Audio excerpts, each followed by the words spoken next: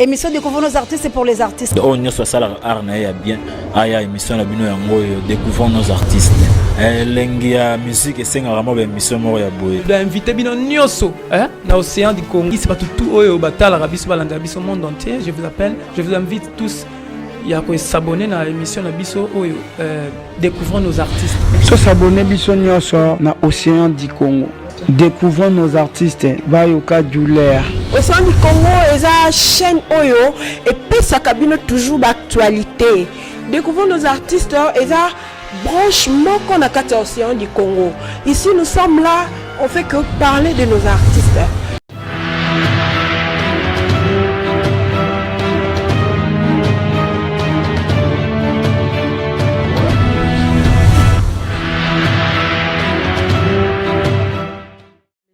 Du monde, les internautes de partout, Bessikanya Sobozali, na pesi bino mbote vraiment, ezali ngai ya bino, katifo la mama popo, molobeli na bino, oyo bolingara mingi, obo mesana koyoka. Toza toujours kaka na kati ya branche na biso Découvrons nos artistes, oto ebisaki bino que non, nous allons essayer ya komemela bino ko lukela bino ba artiste na bino oyo ezo zala toujours na ba demande na bino. Les internautes, vous m'avez tellement demandé que liango lelo na lobi que non, je dois faire violence na kita sur le terrain na ki kolukela bino artiste na bino tant demandé oyo azali lelo invité na ngai on a ko rendre visite chez lui à la maison, notre artiste du moment au bazo benga la combo ya Bu na filé. Avant de passer maloba, je salue d'abord mon équipe technique, nazo mona Kabuya oaza derrière la caméra, oazo c'est la biso musala kitoko, je vois merveille notre 2T, nazo pe ça vraiment un grand merci et un grand bonjour aussi à ma sœur, à ma réalisatrice, yeba benga kae DS Lopinga na musika kuna na mboka ya mindele sika zali na pesi mbote na consort na ngai oyo babengi na kombo ya Dorian. Donc je disais que non na ye awa na résidence ya artiste na biso musicien o babengi na kombo ya Bu na filé na ye kotala ye to meka ko solo la moke. Bonjour artiste. Ouais, bonjour. Boni. Qui m'a l'angola nzambe. Ba congolais bazana posa batindinga vraiment ba déclarer tellement que non maman popo le kende solana bina filé kende solana bina filé au moment où ozalaki na mboka te bon retour. Ouais, merci. Voyage na biso angolais le kindeni. Ouais, l'équipe bien, nous avons salé grâce. L'équipe bien, ba mbainga bien, ba concert l'équipe bien. Ba concert kuna ezaki deux concerts. Ouais, ezaki deux concerts. Mais genda pona beta deux concerts vraiment. Mais après na ku ba playback pe yakuya ba showcase. Donc voilà ba showcase na genda sala ngonga moko parce que comme qui contrat na ngamoko mais na groupe to na deux concerts to beta avec le sénateur Paul Tudilo. Donc il est vraiment bien. Concert na liboso na beta ki na Jumbu. Dans les placement congolais na beta ti et dans à côté bangolais mais bandimaki ba betisanga pour depuis deuxième concert na beta ngona Junior na Joamar. On est là maintenant neti ba tete ba lemba ndenga ngola siko deuxième concert ezaki kune le kaki bien. Malheureusement na sixième concert parce que la police ne le baki na 4 concert 2h30 deuxième concert na 4 2h30 donc so ba taille kuna ba image ba mona ke na oyemba nzembo producteur ayo longola nga na podium yo longola concert ici la bongo donc il y avait deux personnes ba ça la crise via étouffement ezaki après la police a kokaki susu ko sécuriser concert té donc ba to aller belé na kati et belé libanda. À la police, c'est producteur, notre Kokasou sécurisé, concert hôtel, il faut concert 4. Nous sommes obligés à 4 concerts par là, dans le chapeau. Je m'excuse beaucoup, na ba fanatique tout, au balinga bien affilé, au ba msuba somali ba bien na ba kota quitté. Non, ba ngol l'état ba kota ba sem mulongo, ngada na kiti podium. Au monde msuba déclare ki bina fila sali bo pona ni do ezaki ngaité, ngana na posa na betel ba musique comme il faut, comme il se doit. Mais tout ça banane pour te mais la mi be kwa mboka donc ça va tant on zone la bango na mars et ça va bien. OK. quand on est au-dessus de la loi, yango artiste na biso musicien américain ko respecter oezami be kwa mboka batu. Mais les lotos au monde artiste na biso bu na filé. Pour abimi, malamoka kangi, c'est que no ezali. Eza boulot. À part boulot, par exemple, la batum suba leki nga boulot hein. Oui, batu baleki na boulot bazali mais succès moko fu. Bam suba leki nga boulot basala rappel boulot le kanga mais am suba kangi lo ngate. Donc ko kanga oyo eza d'abord nzambe, eza grâce à nzambe, nzamba lingi. Puis deuxième eza public, ba pesa nga chance, ba juta na bango yo kangai. Les lots tozana artiste na biso bina filé, je vous assure que ba internet nangai obino botindinga, je vous assure que l'artiste musicien bina filé azoko épaté. Album na eza na marché kombo lango Reculer devant. Reculer devant. Reculer eza na combien de titres? 7 titres. Tozomona banzembo ale comme Reculer devant eza album oya artiste na biso ninga lobi. Tozomona banzembo moko ezoko épaté. Comme les temps passés. Hein? Le temps passé, mon ex. Le temps passé ne revient plus, bébé langai. Na bien si kozali ozako banzangai. Maté nyoso laza. Wana. Puis tozana, motema langai mema nyoso. Malamu na mabe, le noeme mikilo. Oh mama, mami, oh mame. Bolingo za compliqué. Tozana.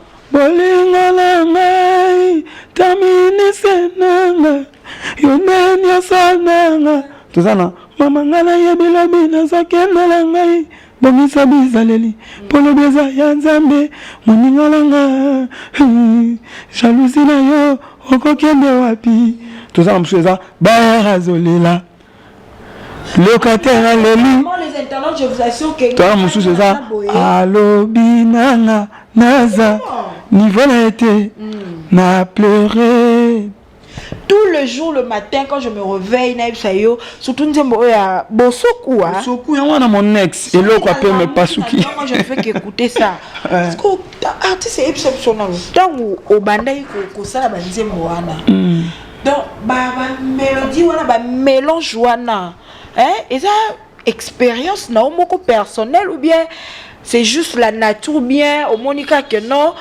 pour na otangi nature otangi ba lolenge ba vivaka lobite na sala mon ex na sala natala na sala ba nzembo ezebele ba titre na so otangi parce que tozomona na katsa ba nzembo wala tozomona ba mawa tozomona ba conseil et ça d'une année expérience na moko personnel ya vie ton deni. Ouais, premièrement non le banon merci na Nzambe parce que ça grâce mon don c'est une grâce Nzambe pesa nga don na okoma banzembo et ça vraiment le moko na nango na yebi ke congolais ba congolais no sote ba congolais ndambo bazana moi difficulté à accepter ba tout facilement on ndima mutu et là moi pas chez le wana au moins me na fandi ndenge na zabu non na so manzembo te. Depuis la bande carrière, on a somme nzembo te, non na somme vocalité. Même nzembo na sala mauvais temps. Attends moi na baba zali. À l'époque, écoute nzembo bando c'est quand on orchestre. Masala ba bien nzembo nini wa na prise écoute maestro. Maestro no ba bina filé na niveau no roye nzembo te c'est prise. Le goza ngai moko esprit na nga am na ngam te combien on pesa na chance na yimbango. Donc ça nzamba mutu mso rozala. Aménisier. Après sous maçon. Dans des mondes nzamba pesa nga pe voix na yebi mo ko yemba apesa nga pe do ya ko koma nzembo dans la lobité que na somba raté un jour mutu e koko kale fait non somba mais pour l'instant non ça no effort na bimisa oeza katinanga donc eza na le ba expérience pour tant sala de mwana baba na moni simbi na mikoti sisu na kati na bino fona sa suba nzembo lisusu yango mona so tali ba nzembo na bien au mona ke ebi mo kwa nzembo moko parce que ça mutu moko mto ko mango yana ba conseil yana ba mélodie moko ya mawa au mona nzembo to musique ko za musique ebina mais mongo elela on comprend donc ça ya ki binaphilisme on est là qui ngai ya ki binaphilisme voilà vraiment to benga ngo ki binaphilisme qui binaphilisme donc ya on est là donc merci na Nzambe pour na grâce wana donc ça grâce et ça don les expériences ici la tête du jour au jour to ba sa expérience net mon ex ça histoire nanga tu vois ya histoire à vie nanga moko mon ex neti nzembo lokola vanité mokolo nakoa vila novala ngai bobosana te bolamu na ngala mokili bozongisa bolamu na ngai epai bana na ngai miradi na ngai Efraim na ngai nzembo boye parole atekelongo te po baparole batekela biso banzembo mo ayebi ke otia komba mutu et puis avant teka basangisi atekeli jamais parole akoya otekela nzembo ya journaux moko okufa osilika olingango te neti ndenga na yemba nzembo bongo ya banzembo mo po jeune ayemba ngo ya mwa pasi bato bele baloba amutu akisi bamso bia umela ta kokufa biloko asimbaki tout ça mais soki ofandi oyoki yango une fois deux fois bato bamonake eya na mate ya na kati donc c'est ça mais au soulever point moko par rapport à ya nzembo wana outi oyemba wana ya mokolo na okufa je sais pas bato bazoloba bina fikane ngo lobi bina fila ozo kufa bina file nini donc ide wana utila ki wapi et puis clip wana oyo sali na kati ya cercueil neti ngabo ya tato sa théâtre attendez na sala émission ba singa kati o sala émission de to sala souvent ba émission na ba tradi praticien na ba féticheur peut to sala na bango ba émission ako bimisa mo lo mo na sali spectacle na obanga mais et puis c'est que kobanga te donc imaginez nini quand tu faisais tout ça on s'attendait na ba spéculation ko lekate bon na linga ina sala loko oyo na niveau na ngai ko za exceptionnel oui omoni eza musique eza terrain mo botango yango ya na banzoko ya na bato da ba planta ba sala makambutu ba biso pe tanto ya photo na moi ba bilo mo ko kamwisa bato ko sapeke mukile et tu as offert attention à bato oui.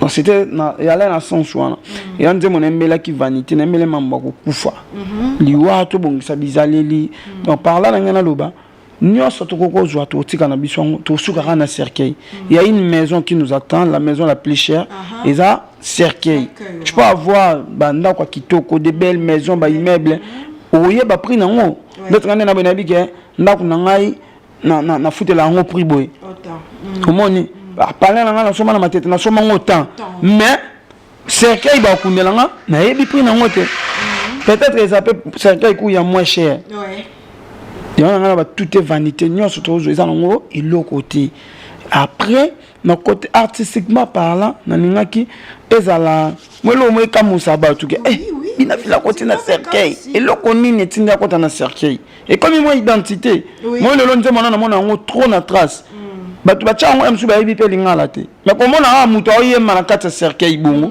et ça déjà scène mobimba oui et ça déjà scène donc et ça ba stratégie on a lingaki et ça dans la carte ya album na ngomona ça l'album mobo et ça un peu exceptionnel na niveau na par rapport à quoi on a ça l'album sans CD c'est la toute première fois na musique na habité oui normalement musicien ça le pénal album et on a CDT et on a générique T la musique na biso comme artiste producteur non nani binafilé aux un producteur un producteur était na label na maison production na Efraim Musique question mo elingala tuna yo question wana je sais pas si ils a fléau to et comme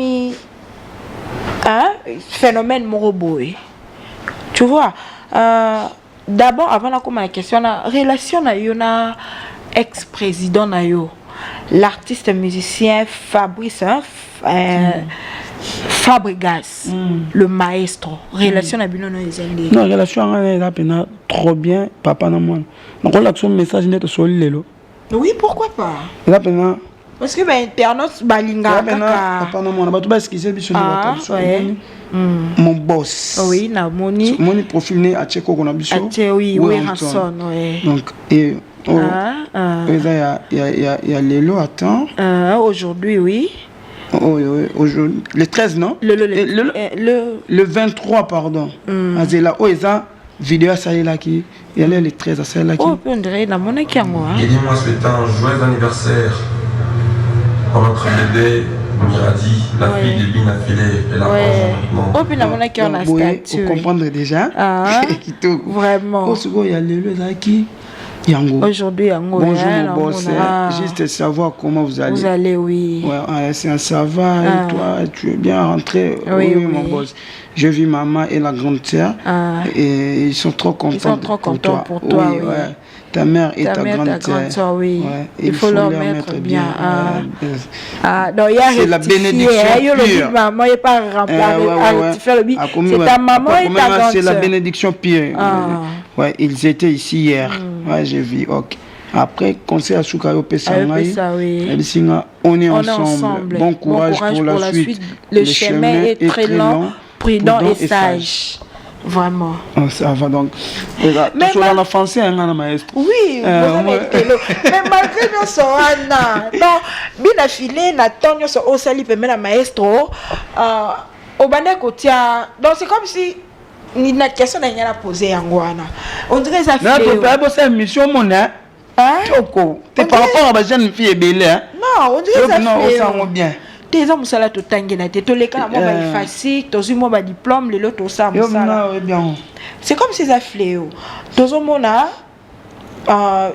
nos amis hein vos amis musiciens ba collègues d'ailleurs au beau travail mais la maestro c'est comme si vous attendiez que nazongi nakala une fois sorti un tube hein une fois sorti une chanson subitement bolongwe. Mais il n'y a pas maestro Bimi, c'est 2 chansons, je crois. Chansons non, moi, baba. Moi,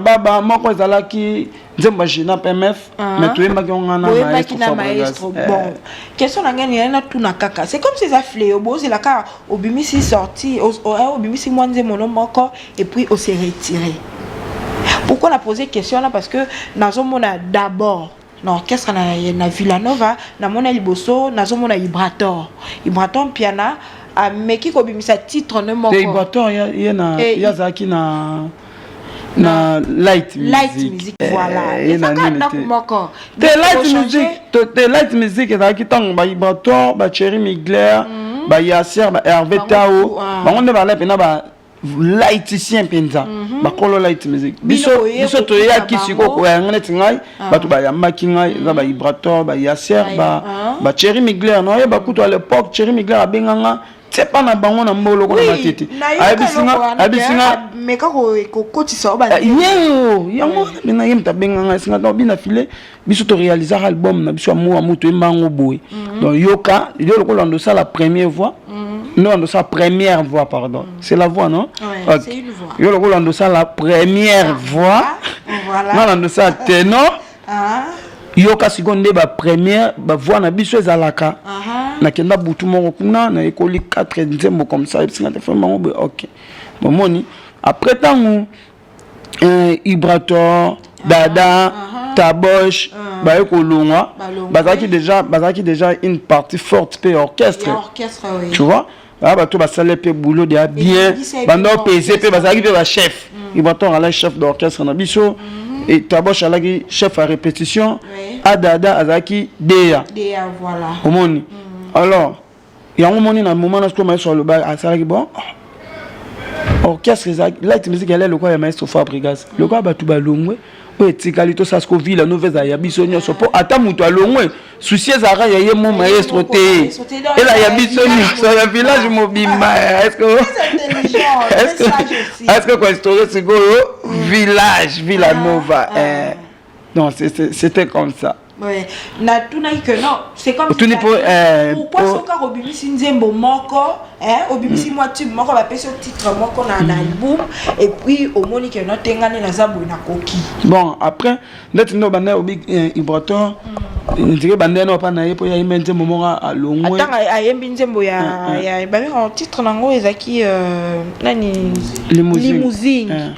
Tomba embina maestro limousine à titre wana après to yo kakeno Ibrator alongwe non eva ngo pena bongo te poso tali omona na album aliboso ba embalelo mbele wana esimba nango mesimba penza te bon mais par rapport à lenge limousine esimba ki limousine esimba makasi koleka lelo mbele beta et beta nango mais limousine par rapport à ndenge bato kota bango OK wana na lobela côté ya Ibrator et yango na tuna yango pa na loba première ati lelo mbele e beta batu ba yebi yango ba yemba ngo pe mais limousine lelo so batena ba lelo mbele batena limousine mutu batu ba kota kana ben plus na limousine OK première ati par là na si wana te na beta lisolo ya fléau tolongwe ba Ibrator toye pa Thierry Mugler ba umeli bazalaki na light bakti na ndenge ya kota tina village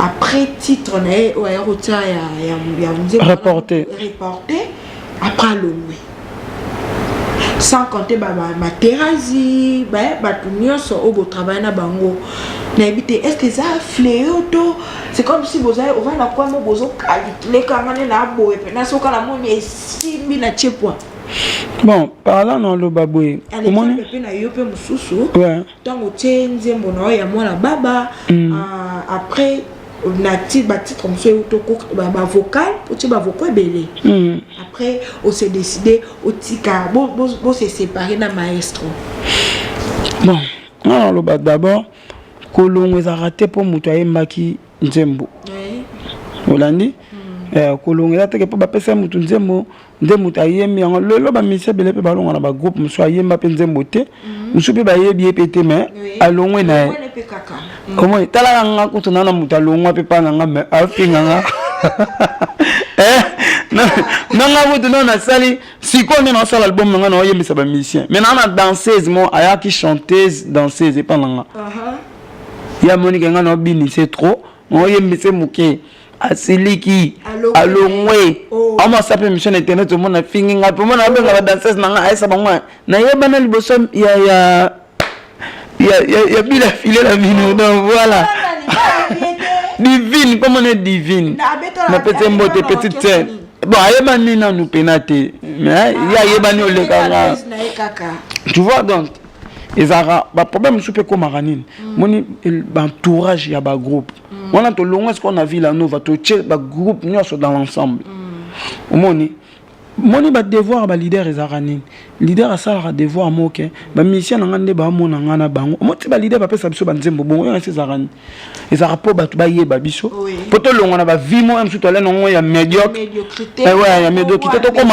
oui ezara vraiment une bonne fois ba sala za mutema malamu pour net mission de sala album bongo maye solo bi te kanzembo o te nzembo par exemple $9,000 ou $7,000 au pesa ngo maestro te oui peut-être mais sur ozaka elo komo ya bongo pona ba studio na clip mais non c'est tika pa na yo jo ba ta dédicace et ça là ce que monsieur a évolué mon muke alors évolution wana e bota rasiko mingi likunya na bantourage c'est tout mais ça so sali nzemo na kata groupe sali succès makasi et komaka ba comment calculer ata yo mi calculer te au moins peut-être entourage comment calculer yena nga be coming ta longa yena nga bo ndenze mon ndeti bo ba comment talo na misu mo teke comment c'est l'homme ou pas présent oui olandi mingi mi ba problème to kutana nango na borka c'est ça ngwana on a mutu musu na sale fort atombola bato mais bato mususu ba comment ça peut fort ba kwisa bato wana o mutu wana atombolaki voilà donc ezara bon ezara pena mingi teke po yemba nzembo simindo longo mususu peza la rapé ya babongo to oyemi omoni ke anena nzembo na ngesali succès na longo na ngai omoni mususu peza nzembo sana ngo pe succès on pe na poso longo te mais makambo kutani nango okoki su ko maîtriser te isenga olongo dans na sens wana ba faute eza de part et d'autre ba faute monsieur uta pas ba leader biso pas na biso ba leader ba faute monsieur uta pas ba musicien oyo ba tozara na bango na ba groupe ndenga pe na la pe musicien na groupe ba faute monsieur uta pas ba entourage na biso mo net grand frère na ngai dropper nzabu to kenene ngola nde to chobeta na ba musicien bu ngana bi na futa ba na libérer ba musicien parce que monta ngana no ba na libérer ba ngwana pona ngana ndo mo na muke ya dropper maman o mo na muke neni est-ce que na musique écoute maman ya ko futa ba to ezalaka te est-ce que ezalaka on comprend vraiment est-ce que ceux qui n'a pas mutumo be nerf na ngela solidité na ko landa pe ya dropper na lobi bongo Idriss maître 12 esi kazali a sepela mingi soko sali yango na kotoko yoka toyoka po toza pembela musicien toyoka yo toyoki mwana baba moi extrait buke ata mwana baba zali kaka mwana koka mwana kizengi mwana ngai koka ya bolingwa bebe ata lazala reta ya kotambola nzela moko la vie to is love simbangala loboko tokende lungu Fabrice teka na ngai. Après la pluie vient le bon temps. Ouais, komaki mauvais temps. Vula enoki na motema. Ige, bukina kwa isi na bata. Kelala komi kolala libanda. Merci beaucoup, artiste. Tokomo chuté vraiment. Artiste marié, père de combien d'enfants? Non, artiste, ça marié, t'es mazo occupé. Père de 2 enfants, Ephraim Miradi. Le bébé exceptionnel du monde. Le bébé de papa. Donc, comme vraiment vers la fin, émission Nabiso, nayebi que ba question est tellement belé mais tout c'est limité kawana ni vraiment oyo ko kai ko ebisa ba internet Nabiso ba fan na yo oyo nga na poser question bien que ba question est belé. Ah non, yebisa bango kaka. Merci na confiance au ba pesingai. Merci de ba jutan oyo ka musique na ngai malgré ba na ba défaut nango na ba qualité nango bango ba accepter ngo ka bongo nzambe na nga pambola bango soki bango te nde na komi on a komi lelo te. Donc ba continuer toujours ko ka musique na nga na lobby encore une fois na ba défaut nango na ba qualité nango mais ba ndimi quand même ko yo kango ko kotisa ngo na banda ku na bango ko kotisa ngo na mitema na bango en tout cas nzambe na nga apambola bango. Donc c'est dans l'océan du Congo na tranche na biso ya découvrir nos artistes oye bisa ba fan na yo na ba abonné na nini osenga bango ba s'abonner na tranche na biso s'abonner biso nyoso découvrons nos artistes na océan du Congo. OK ba yoka douleur moi mbote na batu na pesi mbote na collègue na artiste Fambioria Fambiora na pesi mbote Sikazali na pesi mbote na collègue na Msusu Baloteli na pesi mbote Sikazali autolong nzembo itoko ouais très belle chose ouais na pesi mbote et na pesi mbote na Gigi Palmi la Palmeraie Fabrice Nteka le boss américain et na pesi mbote na Francine Mikoko en direct de France et puis na pesi mbote na la pesi ngate Katifo na pesi on a dit na pesi mbote na Apo Bikala et puis na pesi mbote yo bana lo bande nini pesi mbote de Katifo la mama popo na pesi mbote na Katifo la mama popo na pesi mbote na Katifo la mama popo motema ya nani oyo. Vraiment, nous sommes à la fin. C'était là notre artiste musicien. Hein? L'artiste est tant recherché, tant voulu. Hein? L'artiste but affilé oiseau la fierté à musique nabiso congolaise. Nous sommes déjà à la fin. Là, je salue mon équipe technique une fois de plus. Kabuya, maboko caméra, ya so simbi caméra. Ah non, c'est splendide. Na pesi mbote na merveille notre DT, hein, mon DT. Na benga yo DT nanga Fambiora. Artiste mususu lelo na pesa mbote la pa artiste. Na pesi bébé Bouchou mbote, na pesi 3 jours mbote, na pesi Materazi mbote. Na pesi Ibrator ya Lembuzi ya Manyema ibale ya Loyembo na pesi mbote na pesi Thierry Migler mbote na pesi Yasser Arafat mbote na pesi Jenny Pacha mbote na pesi Jenny Atula mbote Nicodem na pesi mbote et puis na pesi Robino Mundibu mbote nani susu Innocent Balume Innocent Balume na pesi mbote to chose anaye pas la boss Eric Mandala pour na projet moto na Innocent Balume donc to chose anaye Innocent dini ko ba benge bina file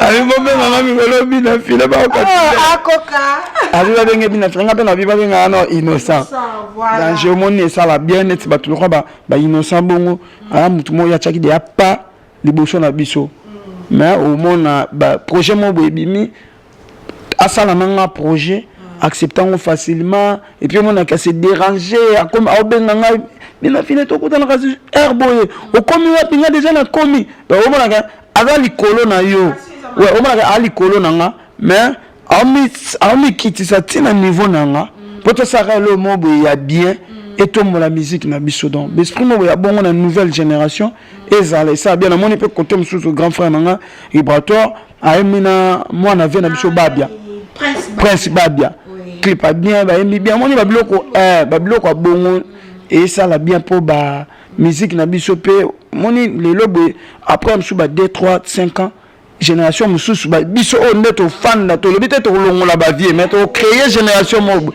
mais ce qu'on a dans la génération na biso on a pas si peu déplique pour mamote panana yonde banana yonde panana. Merci beaucoup. Sans to continuer, to là awa encore peu Mali les a vraiment ta boche les percs moté les grands saoudiens. C'est le percussionniste Napesi Mbote. Nous sommes à la fin vraiment de notre tranche. Je salue ma fille précieuse Kankou, la fille à maman, photocopie à Mukanda nanga, merveille Mbimbi, je la salue. Merci beaucoup nos abonnés, restez scotchés, branchés. Vous ne serez jamais déçus. Et Zanga Yabino, Maman Popo, Maman Katifola, Maman Popo, je vous aime énormément. Bisous, bye. Alino likambo te ata baluli kitoko lopango lokumo propriétaire